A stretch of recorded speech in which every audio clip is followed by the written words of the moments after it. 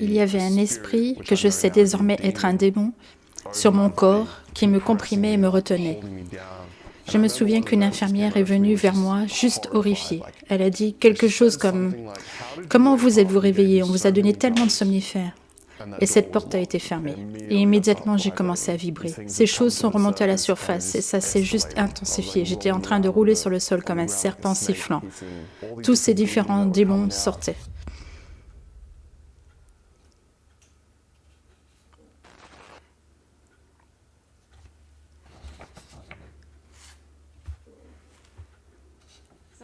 Pourrais-tu te présenter et nous dire d'où tu viens? Je m'appelle Daniel, je suis originaire de Nouvelle-Zélande et j'ai vécu en Australie la plupart du temps, principalement à Brisbane. J'ai 31 ans et je suis mariée. J'ai été sauvée il y a environ 1 an aujourd'hui. C'est génial. Quand as-tu déménagé en Australie? J'avais environ 5-6 ans, j'étais très jeune. Que te rappelles-tu des raisons de ton déménagement en Australie? Y avait-il une raison? Oui, il y avait différentes raisons. Ma mère et mon père n'ont jamais vraiment vécu ensemble. Ils ont eu une courte relation avant ma naissance. Il y avait eu beaucoup de problèmes en fait avec mon père. En gros, il traînait avec de mauvaises personnes dans des jeux et tout ça. Il a explosé la voiture de ma mère. Il s'est fait prendre en train de conduire avec un fusil de chasse et vous savez un tas de trucs liés à la drogue. Et il s'est retrouvé en prison. Je pense qu'il y est allé plusieurs fois. Dans la famille de mon père, ils étaient tous témoins de Jéhovah, à l'exception de lui. C'est ce dans quoi j'ai grandi, de ce côté de la famille. Dans cette petite ville de Nouvelle-Zélande, ce sont des gens assez puissants. Ils possèdent beaucoup d'entreprises et ils dirigent la salle du royaume, comme ils l'appellent dans la région des témoins de Jéhovah. En gros, ils ont passé beaucoup de temps à essayer de m'endoctriner, étant enfant, dans leur religion de témoins de Jéhovah. Je me souviens qu'en tant que jeune enfant, je pensais juste que tout ça, c'était du cinéma. Même en tant qu'enfant de 4 à 5 ans, je pouvais voir que ça n'allait pas, que ça ne semblait pas très naturel, comme s'il n'y avait pas d'âme dedans. C'était bizarre.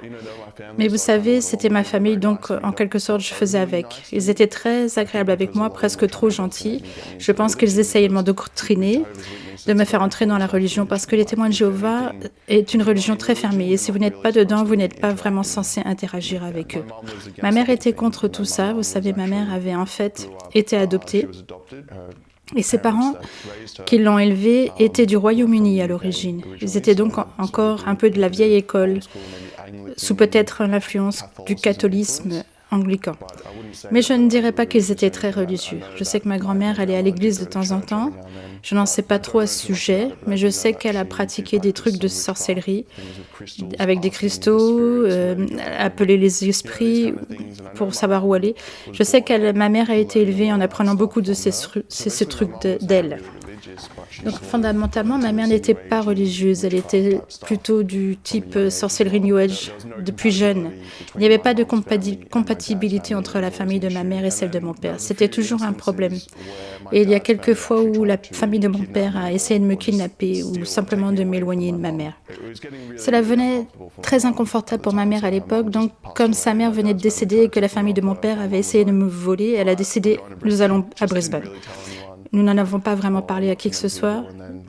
Nous avons emballé nos affaires, avons sauté dans un avion et abandonné tout derrière nous. Nous n'avons quasiment rien emporté avec nous et nous sommes allés vivre chez ma tante pendant un court laps de temps. Je crois que c'était une maison avec 3 chambres et nous étions 6 ou 7 avec très peu d'argent. C'était, oui, assez fou.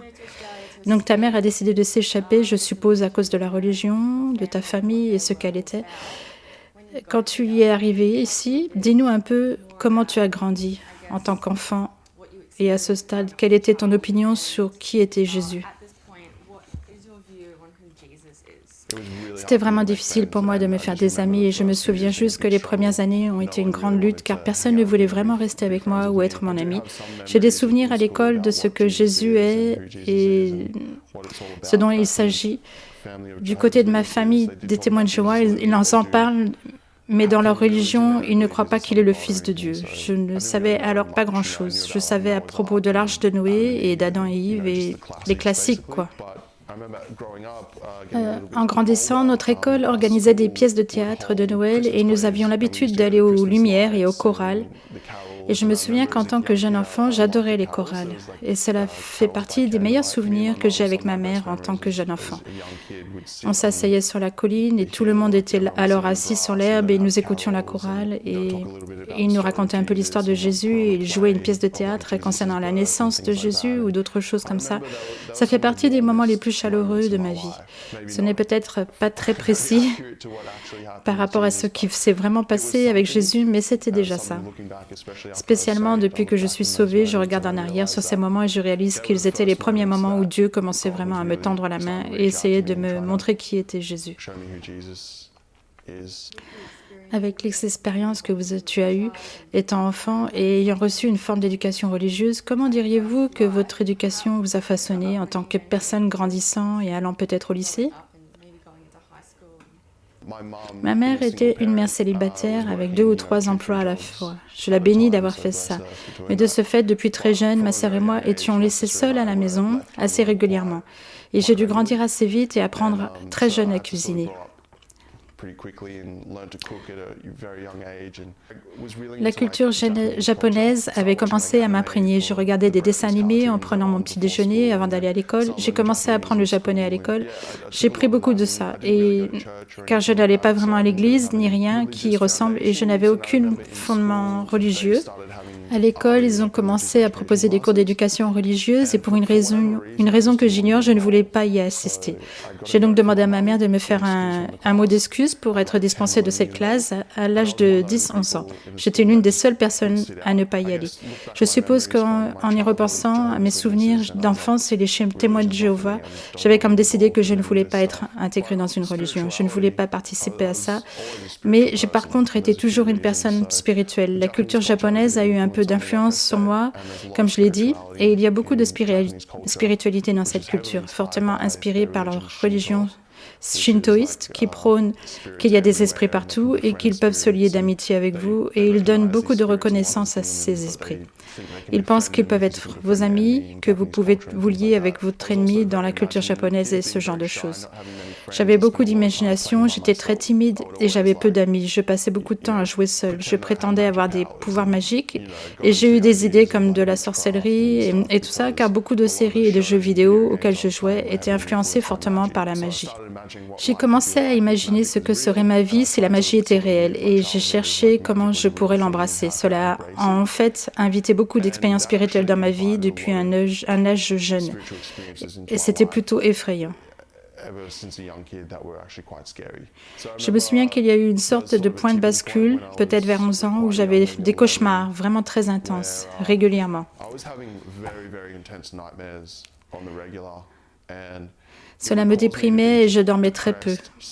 Je pouvais pleurer pendant des heures et les voisins appelaient parfois une ambulance. Et ma mère n'a jamais vraiment su ce qui se passait, mais je faisais juste des cauchemars sauvages.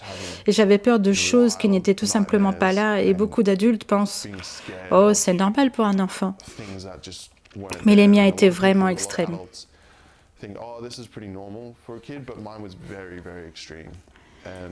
Ma mère ne savait pas vraiment quoi faire. Elle était dans le New Age et m'a donc acheté un tas de trucs. En fait, elle m'a acheté 3 attrapeurs de rêves en provenance de culture indo-américaine. J'avais donc ces énormes capteurs de rêves dans ma chambre, car ma mère pensait que ça m'aiderait avec les cauchemars. Au début, ça a un peu fonctionné. Je pense que c'était un effet placebo et que j'avais l'impression de faire confiance en quelque chose et que ça fonctionnait. Mais avec le temps, j'ai eu l'impression que ça avait en fait empiré. Et j'ai commencé à être visitée par ce que je pensais alors être des fantômes. Ces choses me rendaient visite régulièrement. Et je n'en parlais pas beaucoup autour de moi car je pensais qu'on me penserait fou. Mais ces choses venaient et sortaient de ma vie tout le temps, depuis cet âge-là. C'était parfois très subtil. J'éteignais juste la lumière et j'apercevais une silhouette dans l'embrasure de la porte. J'essayais de l'ignorer et de m'endormir.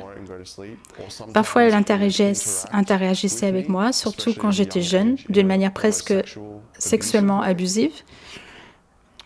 J'ai des souvenirs assez fous d'avoir simplement été mis dans des positions dans mon lit, âgé de 11 ans. J'ignorais alors qu'il s'agissait de positions sexuelles et interagissant avec quelque chose. C'était horrible, vraiment.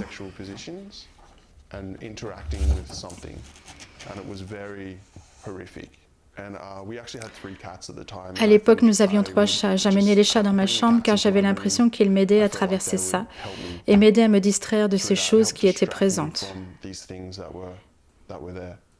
En vieillissant, j'étais un enfant timide, très bien élevé, mais au lycée, je me suis lié d'amitié avec des enfants gênants, je suppose.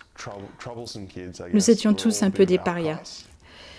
Je suis devenue rapidement très rebelle et assez dépressif aussi, parce que la plupart du temps, nous n'avions pas d'argent.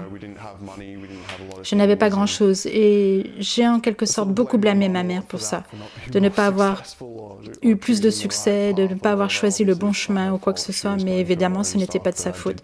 Elle traversait ses propres problèmes, mais je l'ai beaucoup blâmée pour ça, ce que j'ai regretté. À cause de ça, je passais beaucoup de temps avec mes amis et nous séchions l'école tout le temps. Je me rappelle qu'à l'école, il y avait cette politique selon laquelle si votre enfant ne se présente pas avant 10 heures à l'école, les parents recevaient un SMS pour les en informer. Je me rappelle être allée dans le bureau avec une nouvelle adresse après que nous ayons déménagé et avoir changé le numéro de téléphone de ma mère pour le mien. Donc à chaque fois que je ne me présentais pas à l'école, je recevais un texto me disant « Votre enfant n'est pas venu à l'école ». La plupart du temps, nous disions à nos parents que nous restions les uns chez les autres, alors qu'en réalité, nous étions dehors. Nous avions 15 ans et nous étions dans des fêtes.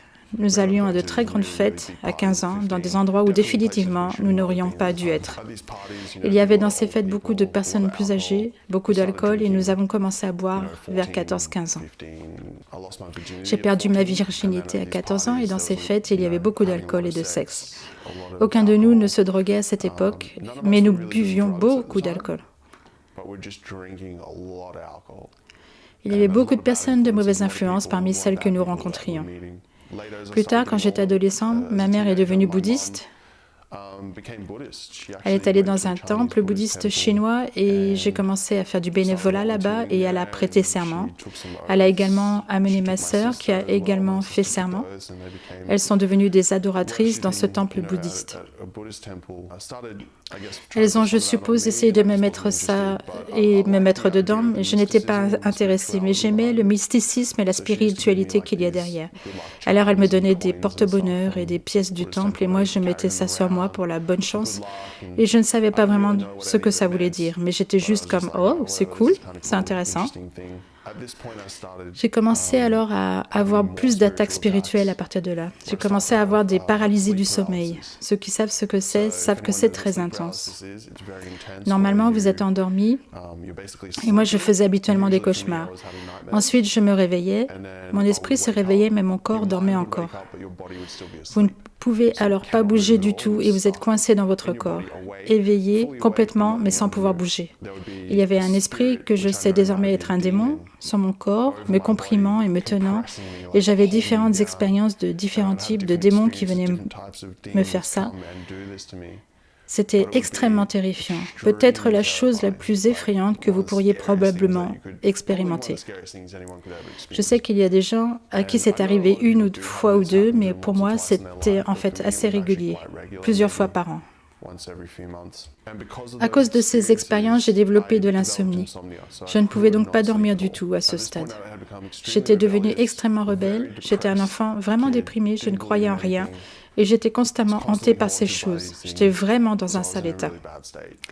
Je faisais des jeux et des animations pour ce site web et j'ai démarré cette compagnie de production en tant que loisir que j'ai appelée les productions Natas, ce qui à l'envers était Satan. J'ai fait ça car je commençais à vraiment entrer dans l'occultisme. Il y avait 2 raisons pour ça. Une pour la spiritualité, car j'étais une personne spirituelle. Et la deuxième est parce qu'il y a beaucoup d'art dans l'occultisme. Vous apprenez la géométrie sacrée et l'art d'il y a plusieurs siècles, qui a été inspiré par l'occultisme, et j'ai donc commencé à vraiment entrer dans les théories du complot et dans l'occultisme. Beaucoup de gens expliquent comment ils retirent du pouvoir des démons, ils tirent du pouvoir de Satan, comme tous ceux qui travaillent dans l'industrie de la musique, comme les Illuminati, comme Jay-Z. Ils retirent du pouvoir de Satan et c'est comme ça qu'ils réussissent. Et parce que j'avais grandi si pauvre, j'avais décidé que je réussirais coûte que coûte. Car je ne voulais pas être pauvre. Je ne voulais pas vivre sans électricité ni lumière, sans nourriture. Je voulais réussir et pas seulement réussir, mais devenir super riche et puissant comme Jay-Z. C'est ce qui m'a en quelque sorte influencé à l'époque. J'ai commencé à puiser dans la puissance de ces choses et je faisais des choses. Je me souviens que je restais debout jusqu'à vraiment très tard, jusqu'à 3 heures du matin, et chaque nuit, je faisais des dessins animés et des jeux inspirés par la culture japonaise et l'occultisme. Je sentais la présence de ces choses dans la pièce avec moi, de ces esprits démoniaques avec moi, et me chuchotant à l'oreille. Et si tu faisais ceci ou ajoutais cela, ce serait tellement mieux. C'était effrayant mais efficace, donc je l'embrassais. En même temps, je me sentais courageux et j'étais comme « Je suis courageux, j'ai affaire à des démons. » Combien pourraient dire ça, qu'ils sont assez courageux pour embrasser des démons?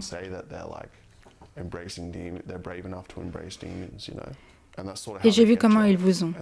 J'ai donc été très impliquée dans les théories du complot et dans l'occulte.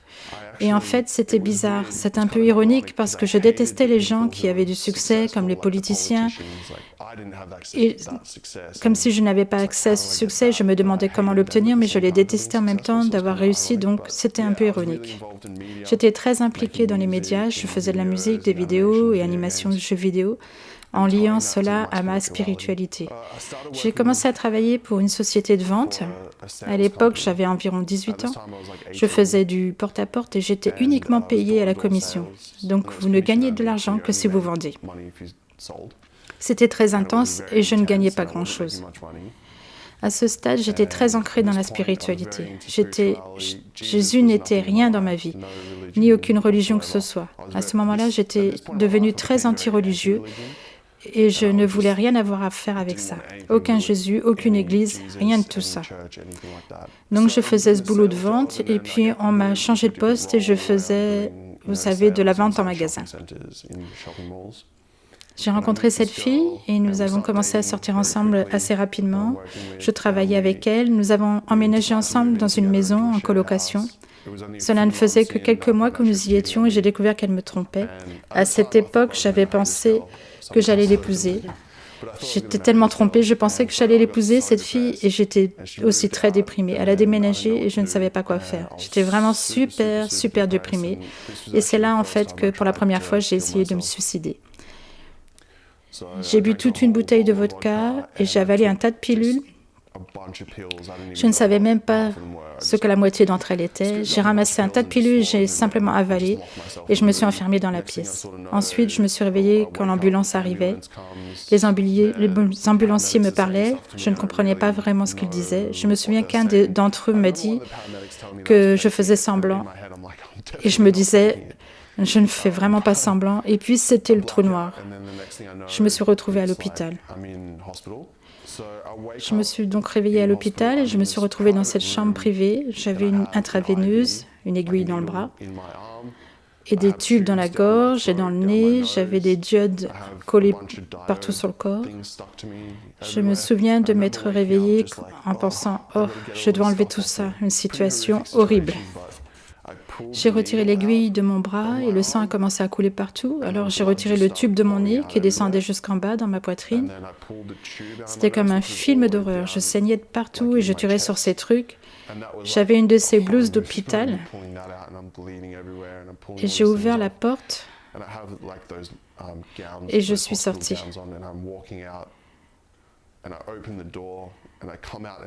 C'était comme dans le service d'urgence principal, il y avait des médecins et des infirmières qui circulaient de partout et j'étais debout là, plein de sang. Pourriez-vous appeler ma mère? J'ai besoin d'elle. Je me rappelle avoir dit ça. Je me souviens qu'une des infirmières est venue vers moi, horrifiée, et qu'elle m'a dit « Mais comment vous êtes-vous réveillée? On vous a donné tellement de somnifères. » Et ils ont verrouillé la porte. Ils m'ont remis au lit et ils ont tout remis en place. Et m'ont donné encore des somnifères. J'ai perdu connaissance et je ne sais pas combien de temps il a fallu, mais ma mère est venue me chercher. J'ai eu une séance de conseil d'environ 15 minutes Êtes-vous toujours suicidaire? J'ai simplement menti. J'ai dit non, je vais bien. J'ai juste agi bêtement, mais je ne le referai pas. D'accord, vous pouvez sortir. J'étais vraiment surpris. Je me suis dit, je n'arrive pas à croire que vous me laissiez partir. Alors ma mère m'a ramenée à la maison et puis j'ai commencé à travailler dans un bar. J'avais quitté l'autre boulot. Je travaillais dans un bar avec un de mes amis. Je m'amusais beaucoup à travailler dans ce bar parce que nous nous saoulions tous les jours. Je gagnais beaucoup plus d'argent et je traînais avec beaucoup d'amis, de nouveaux amis. Je reprenais confiance en moi. J'ai commencé à lire des livres d'auto-apprentissage et je commençais vraiment à surmonter ma timidité. Ces livres d'auto-apprentissage m'apprenaient à sortir dans un lieu public et à m'approcher d'un groupe de personnes au hasard et de voir combien de temps je pouvais tenir une conversation avant d'être expulsé du groupe. Au départ, quand je l'ai fait pour la première fois, je ne tenais qu'une minute, et puis 2 heures, puis des heures et des heures. Puis je faisais de nouveaux amis, je prenais confiance. Plus tard, je pouvais parler à n'importe qui, je travaillais dans un bar et je couchais avec beaucoup de filles qui travaillaient aussi ou qui venaient. Je vivais ma meilleure vie, mais c'était à la surface. Les gens étaient vraiment jaloux de ma vie, j'étais comme une célébrité dans ce bar et c'était le bar le plus populaire de la ville à ce moment-là. Mais au fond de moi, j'étais toujours déprimée. Je ne dormais toujours pas, j'étais toujours hantée par ces démons. Et puis une nouvelle fille a commencé à travailler là-bas et elle avait déjà un petit ami. Mais nous nous sommes tout de suite entendus et on a commencé à sortir ensemble. Elle a rompu avec son petit ami pour être avec moi et nous sommes devenus très proches. Nous étions tous les deux très malsainement obsédés l'un par l'autre et on s'est mutuellement trompés. Nous ne cessions de découvrir que nous nous trompions mutuellement et nous avons continué à essayer de faire fonctionner le couple, mais cela ne fonctionnait pas. Nous en sommes arrivés au point où j'ai découvert qu'elle avait couché avec l'un de mes meilleurs amis de l'époque, avec qui je vivais, mon colocataire et mon meilleur ami. Elle m'a aussi trompée avec plusieurs autres de mes amis et j'étais tellement bouleversée. Je me souviens de m'être confrontée avec mes amis à ce sujet et tous ceux que je connaissais à l'époque l'ont défendue, elle. Je savais que nous nous trompions tous les deux, mais il était vraiment évident qu'elle faisait bien pire que moi. Surtout dans mon esprit, elle a couché avec tous mes meilleurs amis et plus personne ne voulait être mon ami. Et ils m'ont mis dehors. J'étais tellement confus, tellement en colère et tellement déprimée que j'ai essayé de me tuer pour la deuxième fois. J'ai bu beaucoup d'alcool, j'ai pris beaucoup de pilules et je me suis endormie en espérant ne pas me réveiller le matin. Je me suis réveillée vers 4 heures du matin, vomissant à travers la pièce. C'était du sang noir mélangé avec du vomi. C'était vraiment affreux. Toute la pièce était recouverte de sang et de vomi. Je me suis évanouie et je me suis réveillée plus tard ce jour-là, plein de vomi et de sang, et je me suis dit que je devrais vraiment faire quelque chose à ce sujet. Alors que j'espérais ne pas me réveiller. Je m'attendais à mourir. Je repense à ce moment maintenant et par la grâce de Dieu, il m'a sauvée. Je sais qu'il m'a réveillée, m'a fait vomir tout ce poison pour me maintenir en vie, parce qu'il savait que je viendrais un jour à lui et je l'aime juste pour ça, parce que sinon j'aurais fini en enfer. Et donc j'ai traîné avec ma mère. Je pense que c'était le même jour ou quelques jours plus tard et je lui ai juste dit ce qui s'était passé et elle pleurait et m'a dit qu'elle avait essayé de faire la même chose plusieurs fois quand elle a été jeune aussi. Donc elle me comprenait mais qu'elle ne savait pas quoi faire. Je lui ai dit « Je ne sais pas maman mais j'ai besoin de partir d'ici. Je dois quitter l'Australie, puis je retournais en Nouvelle-Zélande et rester avec la famille de mon père. » C'était tellement bizarre de dire ça parce que je n'ai jamais eu envie de faire ça. Mais je savais juste que c'était ma famille, qu'ils étaient nombreux, qu'ils avaient de l'argent et qu'ils me soutenaient. Et je me souviens qu'ils étaient gentils avec moi en étant enfant, alors je me disais peut-être que j'appartiens là-bas.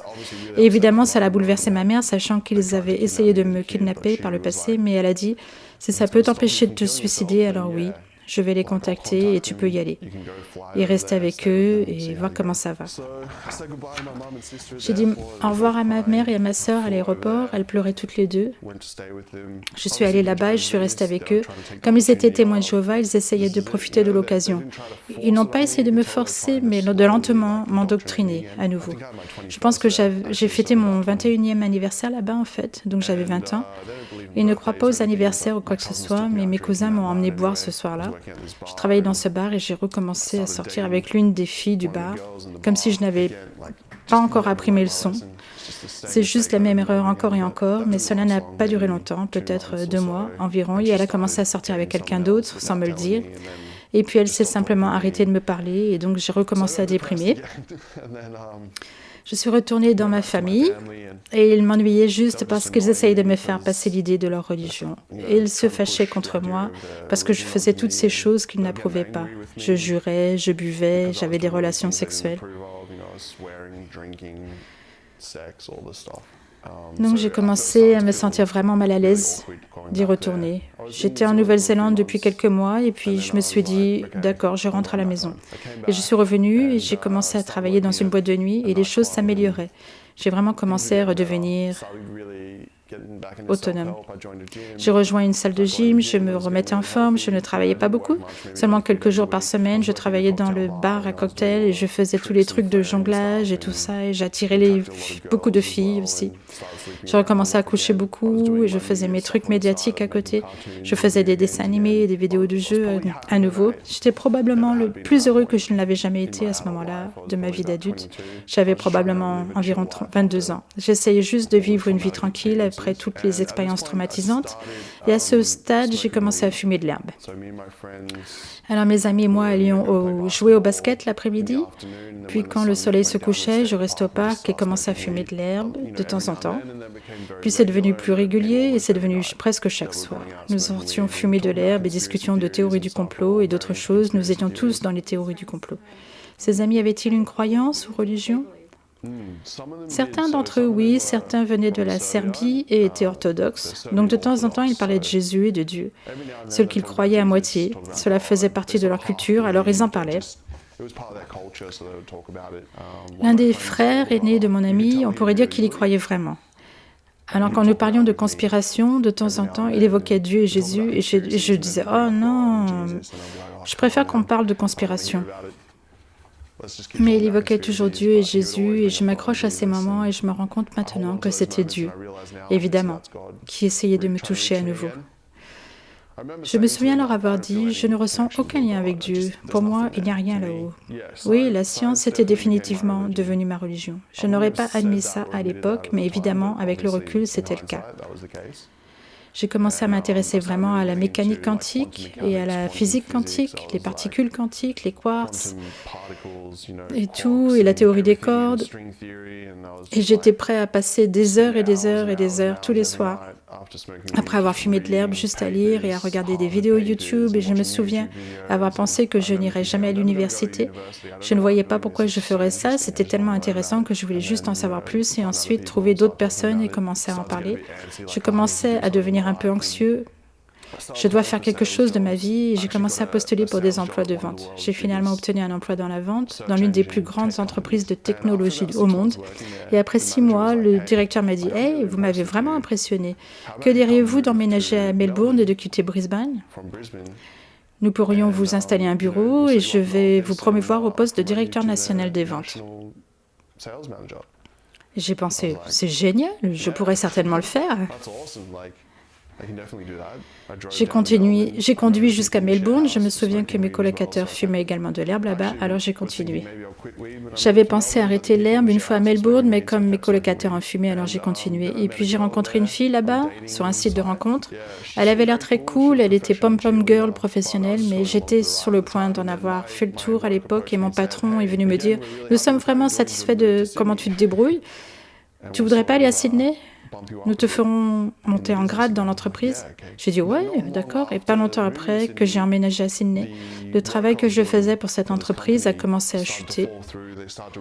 Et ils ont commencé à réorganiser les choses et soudainement, même si je me débrouillais bien, il n'y avait plus de place pour moi. Alors j'ai commencé à chercher autre chose. J'ai vu un article de jeunes gars qui avaient quitté l'université et démarré leur start-up, à laquelle j'avais déjà pensé, et c'était comme une entreprise de style Uber Eats, où vous pouvez vous faire livrer tout ce que vous désirez à la demande. C'était avant qu'Uber Eats n'arrive en Australie, donc il n'y avait rien de tel en Australie à l'époque, et ça a été calqué sur une société des États-Unis appelée Postmates. Donc j'ai lu l'article, et comme j'avais déjà prévu de faire quelque chose comme ça, je leur ai envoyé un email ou un message sur LinkedIn, et nous nous sommes rencontrés pour parler de mon expérience, et ils ont dit « Ouais, d'accord, nous faisons équipe. » Donc Donc nous avions démarré une entreprise sur de bonnes bases. Nous étions dans cet espace de bureau partagé avec un tas d'autres startups, de vraiment grosses startups entourées de petites comme la nôtre. Nous ne nous rémunérions pas et n'avions pas d'argent. Nous travaillions toute la journée et toute la nuit au bureau. Nous en étions arrivés au point où ma relation avec ma petite amie de l'époque avait commencé à s'effondrer et alors je lui ai dit « je vais déménager ». Elle ne l'a pas très bien pris, elle voulait que je reste, mais j'avais déjà pris ma décision. Alors j'ai emménagé au bureau, j'ai commencé à vivre au bureau. Donc c'est l'histoire typique d'une start-up où je dors sur des poufs pendant 4 heures par nuit et où je travaille 20 heures par jour. Au travers de cette entreprise, nous avons commencé à rencontrer beaucoup de gens puissants, beaucoup de gens, de grands noms de la technologie en Australie, beaucoup d'investisseurs étrangers, beaucoup d'investisseurs puissants de l'industrie minière.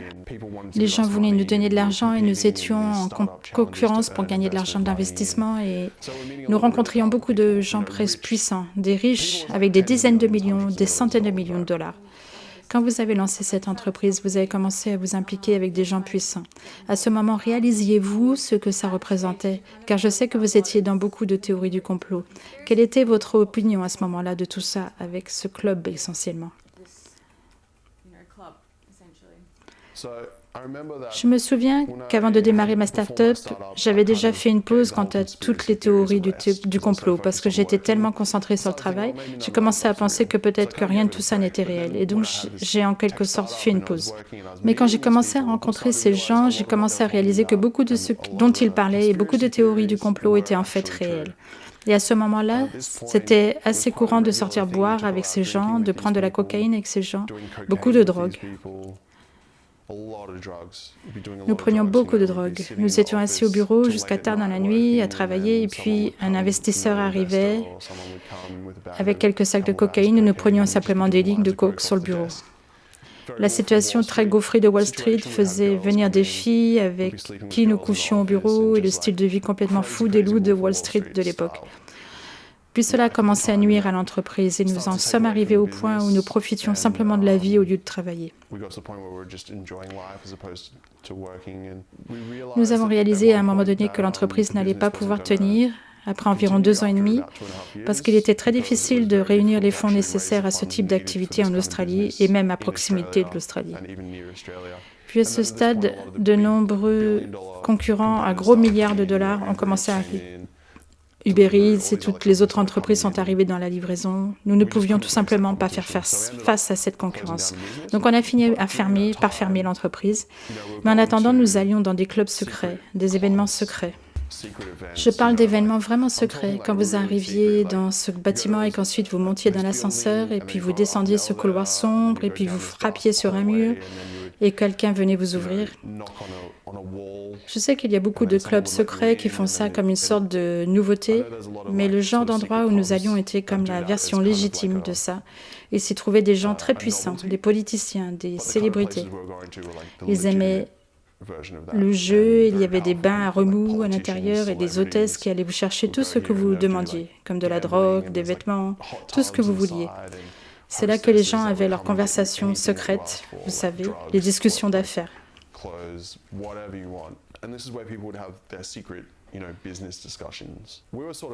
Nous étions une sorte de poisson hors de l'eau. Nous étions comme entraînés vers ces choses et quand nous étions là-bas, nous avions réalisé que nous ne devrions certainement pas y être et que si les gens savaient, ils nous mettraient dehors.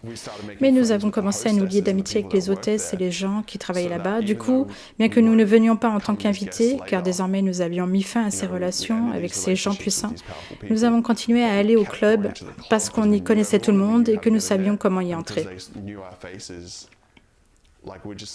Et comme ils connaissaient nos visages, nous nous faufilions dans ces endroits. Ça nous a fait réaliser que, parce que les gens nous connaissaient et qu'on était à la télé et qu'ils connaissaient nos visages, qu'il suffisait que nous mettions un costume et nous pouvions entrer n'importe où. Donc nous avions l'habitude d'aller dans les bâtiments et d'appuyer sur tous les boutons de l'ascenseur et ensuite de simplement nous promener dans les étages, les entreprises et à rencontrer des gens puissants juste en faisant ça. Évidemment, vous n'êtes pas autorisé à faire ça, mais nous entrions dans des réunions secrètes et des trucs, et puis nous voulions voir jusqu'où nous pouvions aller. Nous avions l'habitude de nous faufiler dans leurs réunions, lors de conférences, et nous nous asseyions et écoutions simplement ce qui se disait concernant certains de leurs plans. Ils avaient des conférenciers venant du monde entier et je me souviens qu'un gars qui parlait d'un type spécial d'armes laser qu'il développait et nous nous rendions compte qu'il suffit de mettre simplement un costume et que vous pouviez entrer n'importe où avec nos visages. Nous n'infiltrions pas ces sociétés secrètes, mais nous nous faufilions dans leurs réunions. Nous rencontrions leurs personnes et ce n'est que lorsque j'ai commencé à me droguer et à passer beaucoup de temps à boire avec ces gens qu'ils ont commencé à, je suppose, m'en dire un peu plus sur la vérité de ce qu'ils croient et vers quoi ils se dirigent. Et cela a commencé à m'inquiéter un peu. Beaucoup d'entre eux sont très impliqués dans l'occultisme et ils tirent du pouvoir de forces démoniaques, aussi pour le succès. Je dirais que beaucoup d'entre eux ne savent pas vraiment à quel point c'est réel et ils s'impliquent dans ce genre de choses. Certaines personnes savent à quel point c'est réel et ils s'y penchent très fortement. Et puis il y a les gens au sommet qui encouragent en quelque sorte tout le monde à y participer.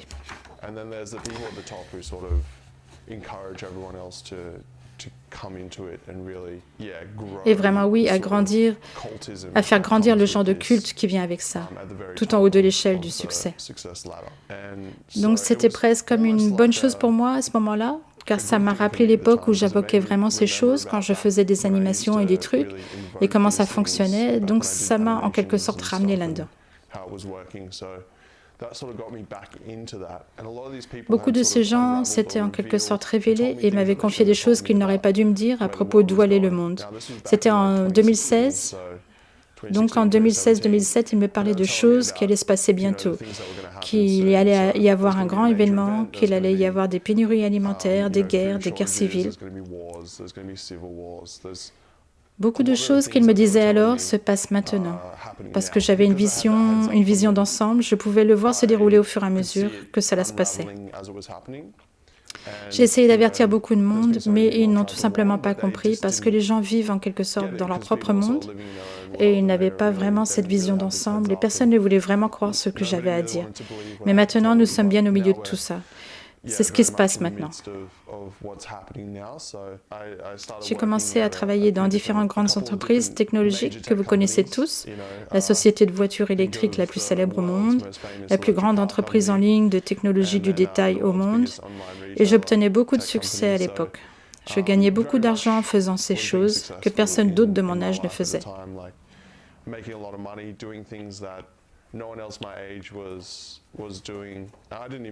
Je ne suis même pas allée à l'université. Le plus simple fait d'avoir de l'expérience et de connaître les bonnes personnes m'a conduit à ce succès et j'ai commencé à invoquer beaucoup plus cette spiritualité, cette sorte de présence démoniaque, surtout par le biais de drogues hallucinogènes. Donc j'ai pris du LSD quelques fois et de la MDMA mélangée à des champignons et j'avais vraiment ces expériences spirituelles et j'étais à nouveau visitée par ces choses que je reconnus comme étant celles qui me rendaient visite quand j'étais enfant, quand j'avais ces cauchemars vraiment intenses et la paralysie du sommeil est revenue. Mais j'ai ressenti le pouvoir qu'il me donnait et c'était comme si je les priais presque et qu'il répondait à mes prières et qu'il me donnait ce que je voulais. Mais ça venait toujours avec des répercussions ou une hantise de certaines présences maléfiques qui m'entouraient. Et puis j'ai commencé à me remettre à faire de la musique, j'ai commencé à rapper, à faire de la musique avec un ami qui était aussi un rappeur, qui était vraiment très impliqué. Nous fumions beaucoup d'herbes, nous buvions beaucoup d'alcool et ensuite nous commencions à faire ces chansons et ma musique est devenue très rapidement très populaire. Tout ce que je me demandais se réalisait. Cela fonctionnait même au point qui semble idiot, où je faisais ma musique, je la produisais, et puis je tordais tous les cadrans et les barres numériques et tout pour ajuster la production de la musique, et elle sonnait alors mieux si elle était réglée sur 666. Et puis je pensais que c'était un peu ridicule et je la rechangeais. Je modifiais les cadrans pour qu'ils ne s'additionnent plus sur 666. Mais à chaque fois, je rechangeais les cadrans car ça ne sonnait pas bien. Et j'entendais cette voix qui me disait « Remets ça sur 666, ça sonnera mieux ». Donc je le rechangeais à nouveau. De temps en temps, ça marchait sur une petite chose, mais tellement de choses différentes s'ajoutaient jusqu'à ce que je réalise à quel point c'était réel. Alors ça a commencé à vraiment réussir, mais je suis retombée en dépression. Puis les confinements ont commencé. Je vivais à Sydney à l'époque et nos confinements étaient vraiment durs. Nous n'avions pas le droit de quitter la maison plus d'1 heure par jour.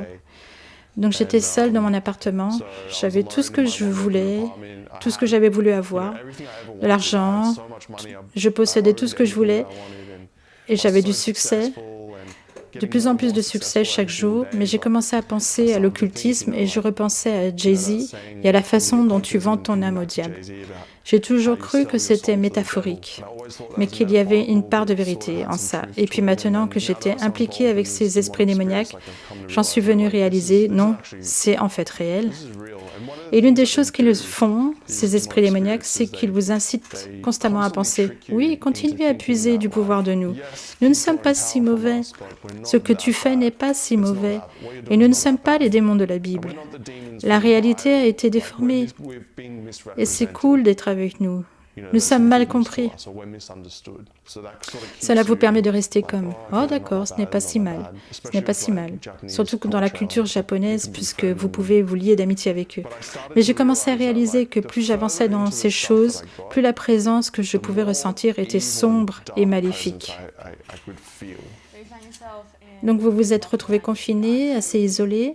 La réalité commençait à s'installer sur vos expériences. Donc quel a été le point de bascule pour vous? Quand avez-vous soudainement réalisé que quelque chose n'allait pas? Quel a été ce moment pour vous?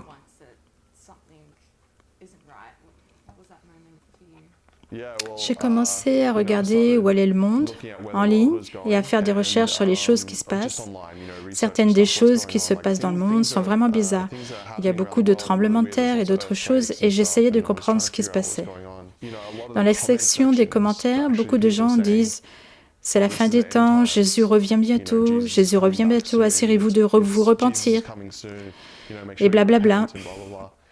Et j'essayais toujours d'ignorer ces commentaires avant. Vous voyez toujours ces commentaires de gens qui citent des versets bibliques et des prières et autres.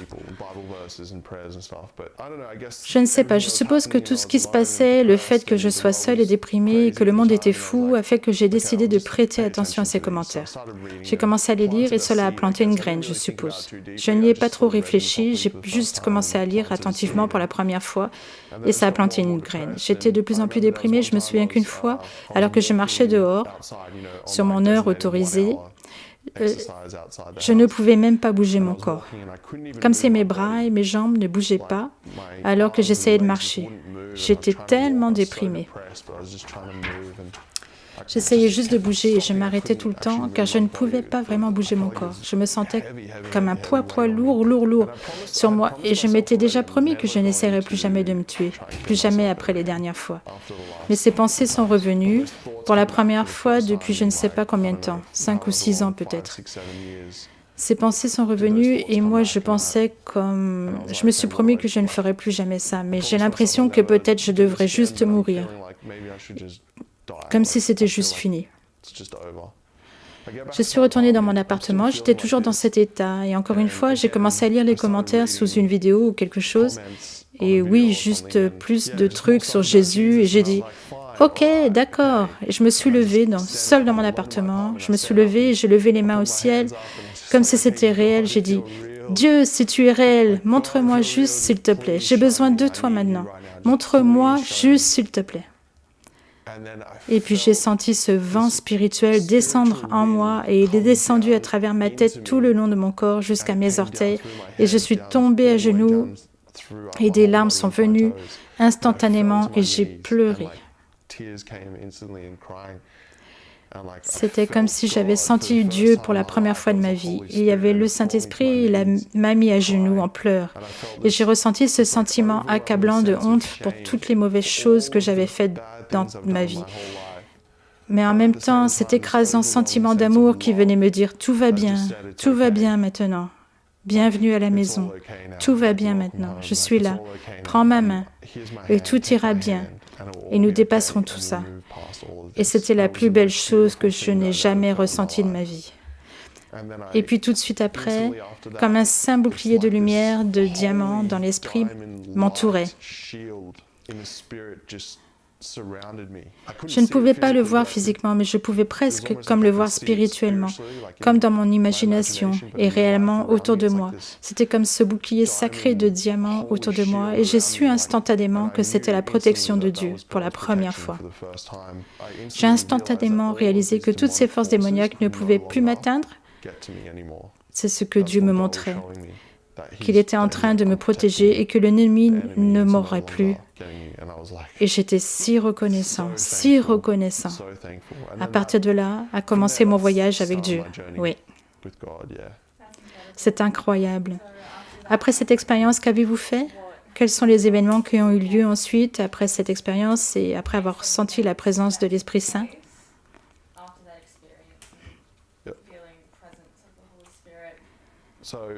La première chose que j'ai faite, c'était « D'accord, je dois lire la Bible ».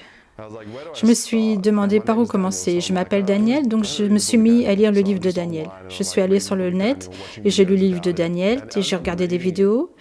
Et j'avais déjà en fait lu des morceaux de la Bible quand j'étais enfant, mais quand je la lisais cette fois, c'était comme « Attendez, c'est vrai, c'est réel ». J'avais l'impression que Dieu était avec moi juste dans ma tête. Oui, c'est réel, c'est ma parole. C'est vrai, tout ce que tu lis, chaque mot est réel. J'étais « Waouh, Dieu !» Comme si je parlais à Dieu. Pendant que je lisais, j'étais « Waouh, c'est vrai, c'est réel !» Et je la lisais en ligne. Puis j'ai décidé de commander une Bible. J'ai commandé une croix et une chaîne aussi, parce que je ne sais pas, c'est ce que font les chrétiens. Je n'avais aucune idée de ce que je faisais. Et puis j'ai décidé, je vais tout jeter. Alors j'ai fait le tour de mon appartement, j'avais des trucs fous comme des livres d'invocation de démons, j'avais des trucs de sortilèges magiques, j'avais des t-shirts de Antichrist avec des dessins démoniaques que j'avais faits. Et j'ai juste pris quelques heures pour rassembler tout ça en un gros tas dans ma chambre. Et heureusement, nous avions la collecte d'ordures du gouvernement à ce moment-là. Alors j'ai mis tout sur le bord de la route et j'ai tout jeté, tout ce que j'avais pu trouver. J'avais l'impression que Dieu me montrait ceci et ça. Je jetais tout et c'était un énorme changement pour moi. Puis j'ai commencé à rechercher les églises autour de moi et j'ai essayé de m'y impliquer, mais c'était verrouillé, donc nous ne pouvons pas aller à l'église. Alors j'ai commencé à regarder des sermons en ligne. Après le premier sermon, j'ai eu un rêve très intense de Dieu qui parlait de l'enlèvement et que ma mère allait être enlevée avec moi. Je ne sais pas si c'était prophétique ou si c'était un rêve métaphorique de Dieu, mais oui, cela semblait être l'enlèvement qui arrive bientôt ou plus tard, personne ne le sait, mais cela m'a en quelque sorte donné une compréhension de l'urgence d'être sauvé parce que personne ne sait quand l'enlèvement aura lieu. Et cela m'a incité à me dire « Ok, je dois retourner à Brisbane pour voir ma famille, mes amis, et pour leur dire et tenter de les sauver. » Je sentais comme une urgence. J'ai fait mon voyage de retour à Brisbane, qui était un voyage fou en soi-même. Je suis revenue chez mes amis et ma famille et j'ai essayé de tout leur expliquer. Dieu est réel, Jésus est réel, je suis sauvé, je veux que vous soyez sauvés. Des choses folles vont arriver dans le monde. Les gens m'ont écouté, mais ils n'ont pas vraiment compris. Je suppose qu'ils étaient d'accord si c'est ce que tu crois. Mais j'étais non, les gars, vous ne comprenez pas, vous devez être sauvés. Donc ça a été un démarrage lent pour moi et personne n'a vraiment compris. Et ma mère pratiquait toujours la sorcellerie et le bouddhisme et toutes ces différentes choses, essayant de trouver sa propre spiritualité. Et j'essayais de travailler avec elle là-dessus. Et au fil du temps, j'ai rencontré Victoria, qui est ma femme aujourd'hui. Vous devriez regarder sa vidéo si vous ne l'avez pas encore vue. Nous nous connaissions il y a des années, mais nous avions perdu le contact et Dieu nous a réunis par hasard. Nous avons découvert que nous étions venus à Dieu en même temps. Alors nous avons commencé à sortir ensemble de plus en plus souvent et puis il était devenu assez clair que Dieu nous mettait ensemble pour nous marier et nous avons fait notre chemin ensemble depuis.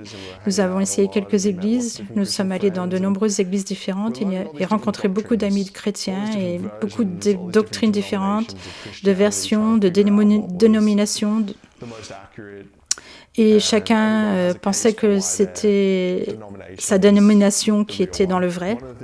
Un des pièges dans lesquels je suis en quelque sorte tombée était la vision selon laquelle les dons du Saint-Esprit étaient plus pour l'époque des apôtres.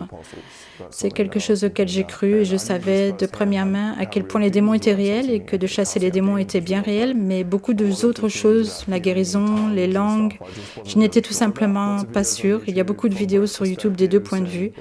Ce n'est qu'une fois que nous sommes sortis évangéliser, nous sortions dans la rue, où sont les boîtes de nuit le week-end, et nous tenions des pancartes de Jésus et parlions de Jésus et témoignions et prions pour les gens et donnions l'évangile. Et puis nous avons commencé à voir que certains des autres gars qui étaient avec nous le faisait depuis plus longtemps et faisait des guérisons et chassait les démons. Et un soir, un des frères a chassé le démon devant moi. Et une lumière s'est allumée pour moi et j'étais comme waouh, en regardant ma vie en arrière, toutes ces expériences démoniaques et moi embrassant des expériences démoniaques, ça m'a fait penser pendant des jours. J'ai commencé à me souvenir comme si Dieu ouvrait des portes de souvenirs que j'avais fermées et que j'avais oubliées. Et j'ai réalisé que j'avais en fait été possédée par un démon. Et je repensais à de nombreux moments de ma vie où je parlais dans une langue démoniaque et où j'étais pris au piège dans le miroir pendant des heures à communiquer avec quelque chose qui était là, surtout sous l'effet de drogue. J'avais eu ces expériences où je sais que ce n'était pas moi. Je m'évanouissais pendant des heures et apparemment j'avais été en mode pilote automatique et j'avais fait des choses, fait la fête, parlé à des gens, embrassé des filles et n'avais pas de mémoire de ça. Et les gens disaient que j'avais agi différemment et je me souviens que j'avais même dit une fois ivre que j'étais un démon. Tous ces souvenirs me revenaient et au cours des jours suivants, j'y pensais et puis finalement, Dieu m'a conduit à la maison de ce frère qui avait chassé le démon devant moi et j'en lui en ai parlé et je lui ai dit « Peut-on toujours être possédé quand j'ai le Saint-Esprit et que je pensais protéger et que ces choses sont arrêtées? Mais pourrais-tu vérifier? J'ai l'impression que ces démons ont laissé des cicatrices. » On nous dit que si on est chrétien, vous ne pouvez pas être possédé par un démon, mais ce que vous avez découvert, c'est que ce n'est pas toujours le cas. Si vous avez été possédé avant, vous avez toujours besoin de délivrance. Vous avez toujours besoin que ces démons soient chassés de vous et Dieu pourvoira les personnes dans votre vie pour y parvenir au moment opportun et parfait. Donc, ce qui m'est arrivé, c'est que j'ai dit « Peux-tu vérifier ?» Et il a dit « Oui, bien sûr. » Alors, on s'est levé et il a commencé à prier « Seigneur, peux-tu remplir Daniel du Saint-Esprit ?» Et immédiatement, j'ai commencé à vibrer comme un fou. Tout mon corps tremblait de façon incontrôlable et je n'avais plus aucun contrôle. Et il a dit « Oui, il y a quelque chose, il y a quelque chose. » Il a commencé à nommer ces démons, il a commencé à leur parler et ils ont commencé à sortir. À ce stade, j'étais comme sur le siège arrière dans mon propre corps. Ces choses sont venues à la surface et utilisaient mon corps pour lui parler. Et ça a juste dégénéré rapidement. Et pendant les 1 heure et demie qui ont suivi, je me roulais par terre comme un serpent sifflant et hurlant. Tous ces différents démons qui sortaient avaient tous des personnalités différentes. Ils chassaient ces démons en leur disant « Sortez au nom de Jésus, au nom de Jésus ». Et pendant l'1 heure et demie suivante, c'était un moment sauvage. Et puis j'ai eu l'impression d'être libre. Oui, j'étais libérée, ces choses étaient parties. J'ai commencé à me sentir plus clair dans la tête, je commençais à me sentir plus à l'aise.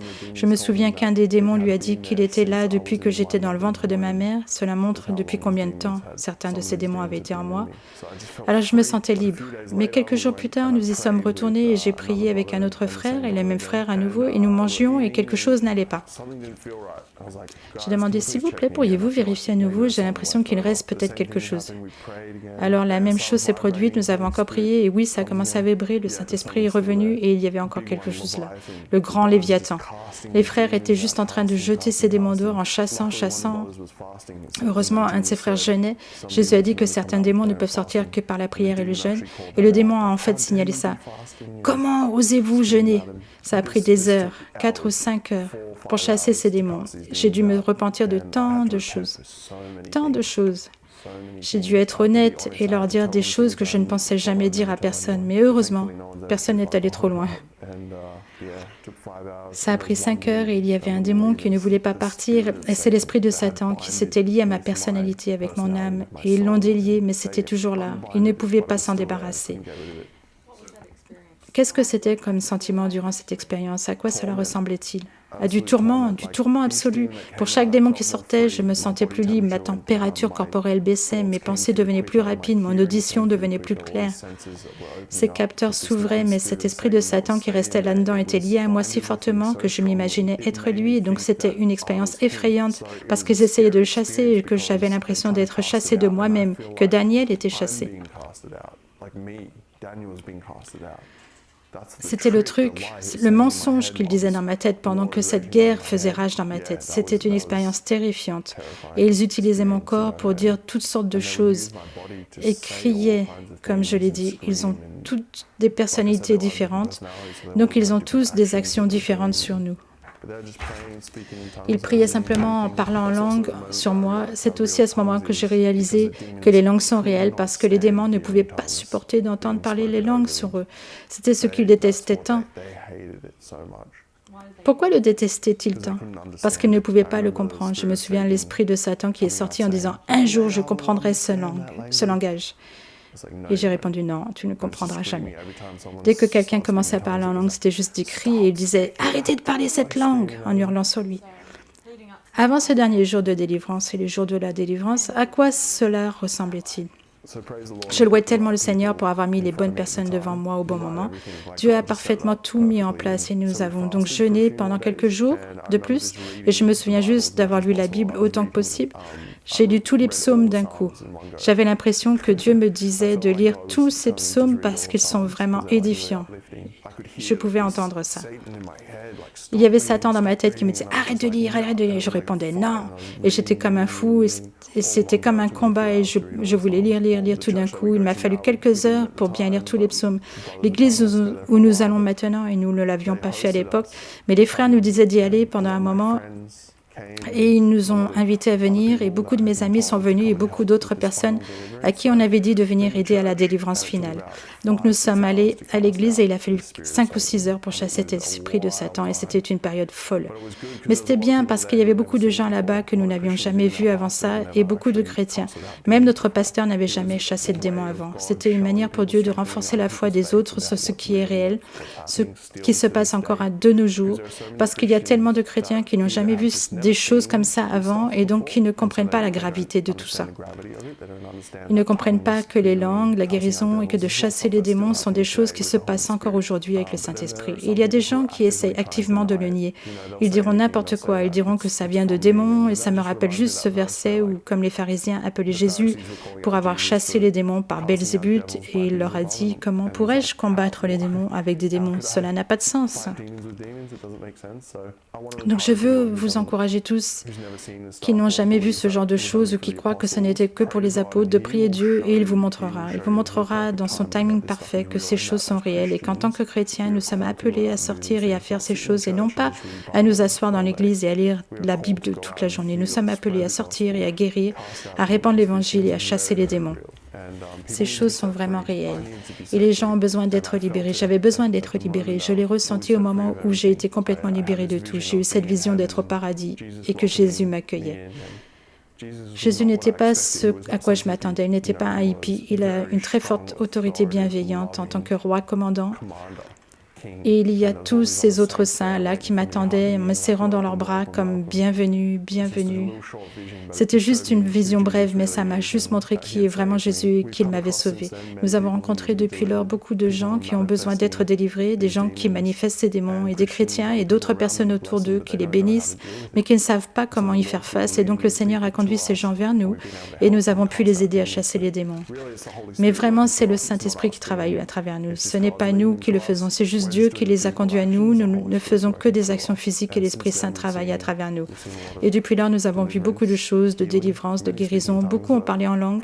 En louant le Seigneur, j'ai reçu le don de parler en langue et notre voyage a construit un long chemin depuis lors. Pourriez-vous nous conduire à travers une prière et prier pour tous ceux qui regardent cette chaîne et prier pour que Dieu aide les autres? Ce serait génial. Cher Père Céleste, Seigneur, je prie juste pour que ce message, ce témoignage atteigne les gens partout dans le monde, Seigneur, qu'il inspire tous ceux qui n'ont pas encore trouvé la vérité en toi, Seigneur, et pour tous les chrétiens existants qui luttent en ce moment ou essaient d'en apprendre plus, Seigneur. Je prie que tu sois avec toutes ces personnes qui voient cela, Seigneur, et je prie pour que cela les inspire à partir, à sortir et à partager leurs témoignages avec d'autres personnes, Seigneur. Le pouvoir des témoignages est si fort, si fort. C'est un si bon moyen de conduire les gens à la vérité, notre Seigneur et Sauveur Jésus-Christ. Je prie pour que les gens trouvent la vérité, pour tous les chrétiens qui sont perdus ou qui cherchent encore à pleinement comprendre les dons du Saint-Esprit, Seigneur. Je te prie d'envoyer le Saint-Esprit et de leur donner ces dons, le don des langues, le don de guérison, de chasser les démons, Seigneur. Je prie pour que tu les mettes dans ces positions pour venir et voir à quel point tu es fort et puissant et que tu es toujours là avec nous, que tu travailles avec nous, Seigneur, comme Jésus nous l'a commandé avant de partir pour le ciel. Merci, Seigneur. Oui, merci, Seigneur. Merci, Seigneur. Merci, Seigneur. Seigneur, je te prie, Dieu, pour que tout le monde qui regarde ça s'éloigne du péché qui a eu une emprise sur leur vie. J'interromps toutes les attaques de l'ennemi et toutes les malédictions contre eux. Toute sorcellerie contre eux. Au nom puissant de Jésus, je romps, Seigneur. Je te prie de conduire ceux qui ont besoin de délivrance à la délivrance dans ton timing parfait. Merci beaucoup, Seigneur, pour tout ce que tu as fait pour nous, pour ta grâce, ta miséricorde, ton amour, ton soutien. Merci, Seigneur. Je prie ceci au nom puissant de Jésus par le Saint-Esprit. Amen. Amen. Louez le Seigneur. Louez le Seigneur.